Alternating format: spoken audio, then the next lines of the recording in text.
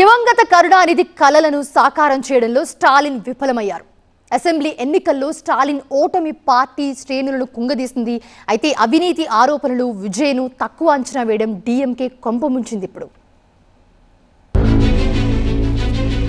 Tamil Nadu assembly ఎన్నికల్లో డీఎంకేకు ఊహించని పరాభవం ఎదురైంది. సాక్షాత్తు సీఎం స్టాలిన్ ఎన్నికల్లో ఓటమి పాలు కావడం పార్టీ శ్రేణులు జీర్ణించుకోలేకపోతున్నారు. గతంలో 3 సార్లు కొళత్తూరు నుంచి ఎమ్మెల్యేగా ఎన్నికైన స్టాలిన్ ఈసారి టీవీకే అభ్యర్థి బాబు చేతిలో ఓటమి పాలయ్యారు.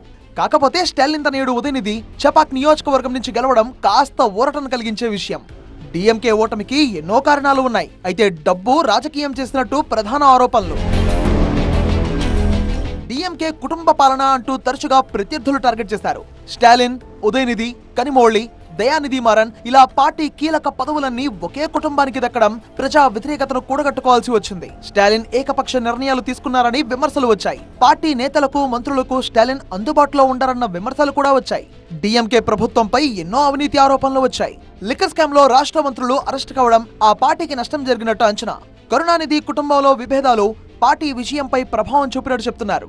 స్టాలిన్ కు, కనిమొళికి అభ్యర్థుల ఎంపిక విషయంలో గొడవ జరిగినట్టు ప్రచారం జరిగింది. విజయ్ను టీవీకే బలాన్ని అంచనా వేయడంలో డీఎంకే నాయకత్వం పూర్తిగా విఫలమైంది. విజయ్ను చాలా తేలిగ్గా తీసుకుని నష్టపోయింది డీఎంకే నాయకత్వం. మితిమీరిన విశ్వాసం డీఎంకే కొంపముంచింది. అంతేకాకుండా కేసుల పేరుతో విజయ్ను వేధించడం డీఎంకేకు మైనస్ గా మారింది. విజయ్ కు యూత్ లో ఎంతో క్రేజ్ ఉంది. కరూర్ తొక్కిసలాట ఘటనలో కావాలనే విజయ్ను ఇరికించారనే ప్రయత్నం చేసినట్టుగా ఆరోపణలు వచ్చాయి. దీంతో ప్రజల్లో విజయ్ పై సానుభూతి పెరిగింది. గంపగుత్తుగా యూత్ ఓట్లు టీవీకేకే పడ్డాయి. డీఎంకే మేనిఫెస్టో ప్రజలను ఆకట్టుకోలేకపోయింది. 5 ఏళ్ల పాటు అధికారంలో ఉన్న స్టాలిన్ గతంలో ఇచ్చిన ఎన్నికల హామీలను నెరవేర్చలేదన్న అసంతృప్తి ఓటర్లలో ఉంది. అందుకే ఈసారి డీఎంకే హామీలను ప్రజలు విశ్వసించలేదు. మిత్రపక్షాలతో డీఎంకే వైరం పార్టీ ఓటమికి మరో ప్రధాన కారణంగా చెప్పుకోవచ్చు. కాంగ్రెస్ నేతలతో కలిసి ప్రచారం చేయడానికి స్టాలిన్ ఆసక్తి చూపలేదు. అభ్యర్థుల ఎంపికలో ఆలస్యం కూడా చాలా నష్టం చేసినట్టు భావిస్తున్నారు. ఎన్నికల ఫలితాలు డీఎంకేకు కేవలం ఓటమిని మాత్రమే కాదు, పార్టీ మనుగడకే సవాలుగా మారాయి. స్టాలిన్ కేబినెట్ లోని మంత్రులు సైతం ఓటమి పాలయ్యారు. సీనియర్ నేతలు, జిల్లాల వారీగా పట్టున్న నేతలు తమ సొంత ఇలాఖాల్లోనే ఓడిపోవడం పార్టీ కేడర్ ను కోలుకోలేని దెబ్బతీసింది.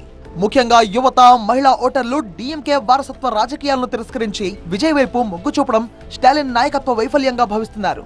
దశాబ్దాల కాలంగా నిర్మించుకున్న బలమైన ఓటు బ్యాంక్ ఇప్పుడు టీవీకే వైపు మళ్లడం డీఎంకే భవిష్యత్తును అంధకారంలోకి నెట్టేసింది. తమిళనాడు రాజకీయాల్లో జయలలిత, కరుణానిధి వంటి దిగ్గజాల తర్వాత ఆ స్థాయి శూన్యాన్ని భర్తీ చేస్తారని ఆశించిన స్టాలిన్ 5 ఏళ్లకే ఓటమి బాట పట్టడం డీఎంకే చరిత్రలో ఒక చీకటి అధ్యాయం.